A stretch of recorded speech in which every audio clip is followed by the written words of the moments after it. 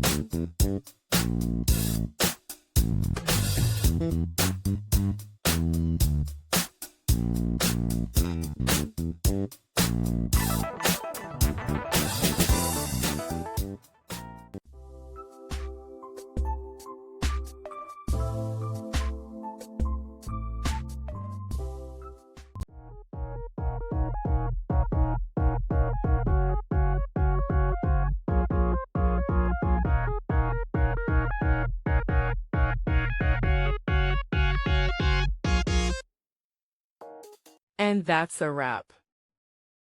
I hope you found the answer you were looking for. If you did, take a second to hit that subscribe button. It really helps out.